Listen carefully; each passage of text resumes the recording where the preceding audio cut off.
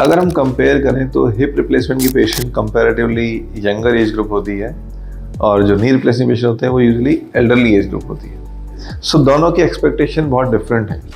सो hip replacement के patient usually young होते हैं, दे आर वर्किंग, वो काम कर रहे हैं, जॉब पे जाना है, ऑफिस जाना है, तो उनको अपनी एक्टिविटी को जल्दी रिज्यूम करना चाहते हैं। एल्डरली पेशेंट की नी रिप्लेसमेंट सर्जरी हुई है, they are mostly bound at home या फिर वो रिटायर्ड हैं, तो उनको बहुत ज़्यादा छुट्टियों से फ़र्क नहीं पड़ता है। सो कैसे हम रिकवर जल्दी करें और हम अपनी डे टू डे एक्टिविटी को रिज्यूम करें। सो जैसे आप स्टिक पे आते हो, आप स्टिक के साथ अपना ऑफिस जाना शुरू कर सकते हो। तो ऑफिस जाना शुरू हो गया, अगर आपका वर्क ऐसा है कि आपको जाके बैठना है, काम करना है, कुछ मीटिंग्स करनी है, सो मोस्टली पेशेंट को हम बोलते हैं कि आप विद इन 10-15 डेज में ज्वाइन कर सकते हो। फ्यूचर रिमूवल आ जाएगा बीच में, फिर आप चले जाओगे, सो अपना ऑफिस का काम चल सकता है।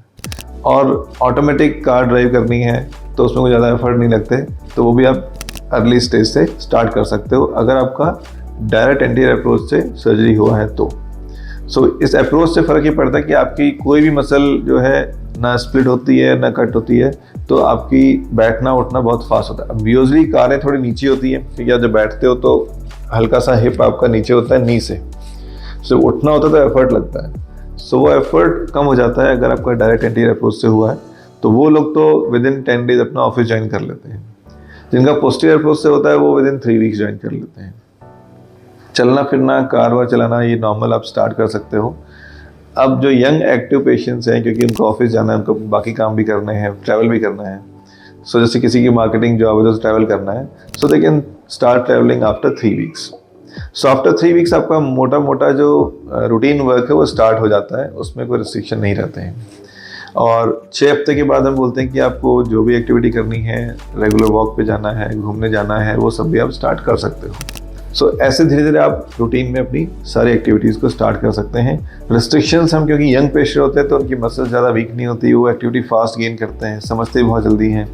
सो जो चैलेंजेस हमें नी में आते हैं, क्योंकि वो एल्डरली पेशेंट थोड़ा सा उनका कॉग्निटिव और मेंटल स्टेटस डिफरेंट होता है, यंग का डिफरेंट होता है, तो यंग पेशेंट की हिप रिप्लेसमेंट सर्जरी होती है वो बहुत फास्ट रिकवर करते हैं। अब यहाँ एक दूसरा सेगमेंट भी है, जो एल्डरली पेशेंट हैं उनका भी हिप रिप्लेसमेंट होता है, जैसे कि कोई 55-60 या फ्रैक्चर हो गया अराउंड द हिप, तो उन पेशेंट्स पर अगेन फिर वो हमें 6 वीक्स के लिए वॉकर रखना पड़ता है, फिर धीरे धीरे वो अपना रूटीन गेन करते हैं, तो वहाँ प्रोग्रेस थोड़ी स्लो रहती है। सो हिप में 2 डिफरेंट कैटेगरी पेशेंट रहते हैं, तो रिकवरी अकॉर्डिंगली डिफरेंट हो जाती है।